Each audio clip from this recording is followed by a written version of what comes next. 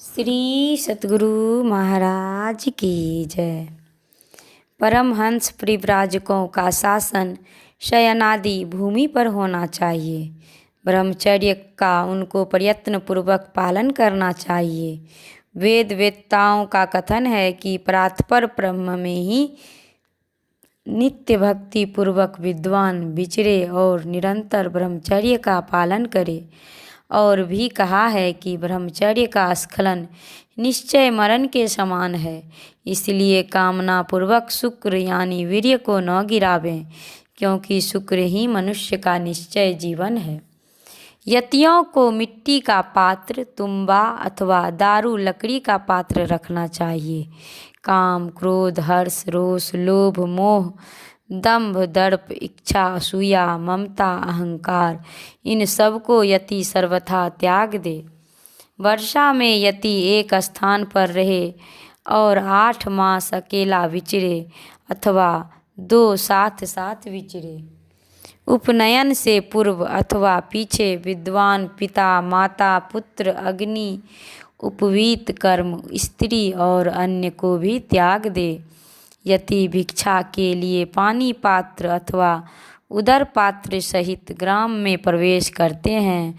ओम ही ओम ही ओम ही, यही उपनिषद है। त्याग दे, यही उपनिषद है। जो इसको जानता है वही विद्वान है। जो इस प्रकार जानता है वह पलाश, बेल, पीपल, गुलर का दंड, मुंज की मेखला और यज्ञोपवीत को त्याग देता है, वही सूर है। विष्णु के परम पद को सर्वदा ज्ञानी देखते हैं। जो सबका त्याग करते हैं वे विष्णु के परम पद को प्राप्त होते हैं। जिसको यति योगी प्राप्त होते हैं वही विष्णु का परम पद है। यह इस प्रकार निर्वाण का अनुशासन है, वेद का अनुशासन है, वेद का अनुशासन है। आरुणिकोपनिषद के आधार पर सप्त ऋषि वशिष्ठ। महर्षि वशिष्ठ की उत्पत्ति का वर्णन पुराणों में विभिन्न रूप से आता है। ये कहीं ब्रह्मा के मानस पुत्र, कहीं आग्नेय पुत्र और कहीं मित्रा वरुण के पुत्र कहे गए हैं। कल्प भेद से ये सभी बातें ठीक है।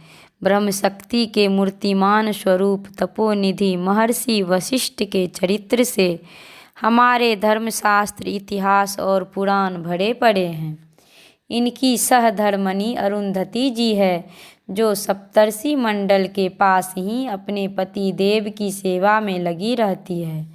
जब इनके पिता ब्रह्मा जी ने इन्हें सृष्टि करने की और भूमंडल में आकर सूर्यवंशी राजाओं का पौरोहित्य करने की आज्ञा की, तब इन्होंने उस कार्य से बड़ी हिचकिचाहट प्रकट की। फिर ब्रह्मा जी ने समझाया कि इसी वंश में आगे चलकर पुरुषोत्तम भगवान श्री राम का पूर्ण अवतार होने वाला है। अतः इस निंदित कर्म के द्वारा भी तुम्हें बड़ी ऊंची गति प्राप्त होगी। तब कहीं इन्होंने आना स्वीकार किया। यहाँ आकर इन्होंने सर्वदा अपने को सर्वभूत हित में लगाए रखा। जब कभी अनावृष्टि हुई, दुर्भिक्ष पड़ा, तब इन्होंने अपने तपोबल से वर्षा कराई और जीवों की अकाल मृत्यु से रक्षा की। इक्ष्वाकु, नीमि आदि से अनेकों यज्ञ कराए और विभिन्न महापुरुषों के यज्ञों में सम्मिलित होकर उनके अनुष्ठान को पूर्ण किया। जब अपने पूर्वजों के असफल हो जाने के कारण गंगा को लाने से भगीरथ को निराशा हुई, तब इन्होंने उन्हें प्रोत्साहन देकर मंत्र बतलाया और इन्हीं के उपदेश के बल पर भगीरथ प्रयत्न करके गंगा जैसी लोक कल्याणकारिणी महानदी को हम लोगों के लिए सुलभ कर दिया। जब दिलीप संतानहीन होने के कारण अत्यंत दुखी हो रहे थे, तब उन्हें अपनी गौ नंदिनी की सेवा विधि बताकर रघु जैसे पुत्र रत्न का दान किया। दशरथ की निराशा में आशा का संचार करने वाले यही महर्षि वशिष्ठ थे। इन्हीं की सम्मति से पुत्रेष्टि यज्ञ हुआ और फलस्वरूप भगवान श्री राम ने अवतार ग्रहण किया। भगवान श्री राम को शिष्य रूप में पाकर वशिष्ठ ने अपना पुरोहित जीवन सफल किया और न केवल वेद वेदांग ही बल्कि योग वशिष्ठ जैसे अपूर्व ज्ञानमय ग्रंथ का उपदेश करके अपने ज्ञान को सफल किया। भगवान श्री राम के वन गमन से लौटने पर उन्हें राज्य कार्य में सर्वदा परामर्श देते रहे और उनसे अनेकों यज्ञ आदि करवाए। महर्षि वशिष्ठ से काम क्रोध आदि शत्रु पराजित होकर उनकी चरण सेवा किया करते थे। इसके संबंध में तो कहना ही क्या है। एक बार विश्वामित्र उनके अतिथि हुए। इन्होंने बड़े प्रेम से अपनी होम धेनु सरला की सहायता से अनेकों प्रकार की भोजन सामग्री आदि उपस्थित कर दी और विश्वामित्र ने अपना सेना के साथ पूर्णतः तृप्ति लाभ किया। उस गौ की ऐसी अलौकिक क्षमता देखकर विश्वामित्र को बड़ा आश्चर्य हुआ और उन्होंने उसे लेने की इच्छा प्रकट की। वही गौ वशिष्ठ के अग्निहोत्र के लिए आवश्यक थी। अतः जब उन्होंने देने में असमर्थता प्रकट की तब विश्वामित्र ने बलात् छीन ले जाने की चेष्टा की। उस समय वशिष्ठ ने उस गौ की सहायता से अपार सेना की सृष्टि कर दी और विश्वामित्र की सेना को मार भगाया। क्षत्रिय बल के सामने इस प्रकार ब्रह्म बल का उत्कर्ष देखकर उन्हें हार माननी पड़ी, परंतु इससे उनकी द्वेष भावना कम न हुई, बल्कि उन्होंने वशिष्ठ को हराने के लिए महादेव की शरण ग्रहण की। शंकर की कृपा से दिव्यास्त्र प्राप्त करके उन्होंने फिर वशिष्ठ पर आक्रमण किया, परंतु वशिष्ठ के ब्रह्मदंड के सामने उनकी एक न चली और उनके मुंह से भरवश निकल पड़ा, दिग्बलम क्षत्रिय बलम ब्रह्म तेजो बलम बलम एकेन ब्रह्मदंडेन सर्वस्त्राणि हतानि में। अंततः पराजय स्वीकार करके उन्हें ब्राह्मणत्व लाभ के लिए तपस्या करने जाना पड़ा। महर्षि वशिष्ठ क्षमा की तो मूर्ति ही थे।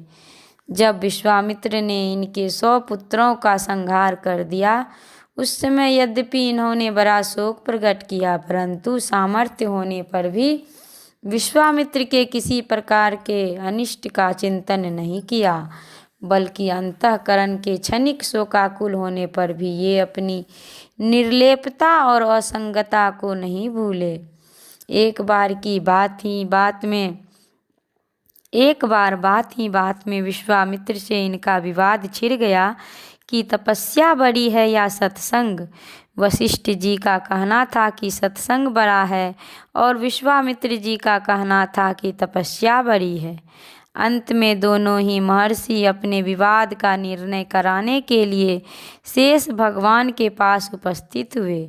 सब बातें सुनकर शेष भगवान ने कहा कि भाई, अभी तो मेरे सिर पर पृथ्वी लोक का भार है, दोनों में से कोई एक थोड़ी देर के लिए ले लो तो मैं निर्णय कर सकता हूँ। विश्वामित्र अपनी तपस्या के घमंड में फूले हुए थे। उन्होंने 10,000 वर्ष की तपस्या के फल का संकल्प किया और पृथ्वी को अपने सिर पर धारण करने की चेष्टा की। पृथ्वी कांपने लगी, सारे संसार में तहलका मच गया। तब वशिष्ठ जी ने अपने सत्संग के आधे क्षण के फल का संकल्प करके पृथ्वी को धारण कर लिया और बहुत देर तक धारण किए रहे। अंत में जब शेष भगवान फिर पृथ्वी को लेने लगे तब विश्वामित्र ने कहा कि अभी तक तो आपने निर्णय सुनाया ही नहीं। शेष भगवान हंस पड़े। उन्होंने कहा, निर्णय तो अपने आप हो गया। आधे क्षण के सत्संग की बराबरी हजारों वर्ष की तपस्या नहीं कर सकती। फिर क्या थी, दोनों महर्षि तो थे ही। यह तो सत्संग की महिमा प्रकट करने का एक अभिनय मात्र था। दोनों ही बड़ी प्रसन्नता के साथ अपने अपने आश्रम पर लौट आए। महर्षि वशिष्ठ योग वशिष्ठ के उपदेश के रूप में ज्ञान की साक्षात मूर्ति हैं और उनके यज्ञ याज्ञों तथा वशिष्ठ संहिता के प्रणयन द्वारा उन्होंने कर्म के महत्व और आचरण का आदर्श स्थापित किया है। उनका जीवन तो भगवान श्री राम के प्रेम से सराबोर है ही। हमारे इतिहास पुराणों में इनके चरित्र का बहुत बड़ा विस्तार है। उन सब बातों का अध्ययन तो उन्हीं में हो सकता है। यहाँ तो केवल उनके जीवन की 2-4 घटनाएं ही उद्धृत की गई है। महर्षि वशिष्ठ आज भी सप्तर्षियों में रहकर सारे जगत के कल्याण में लगे हुए हैं। शांतनु। श्री सतगुरु महाराज की जय।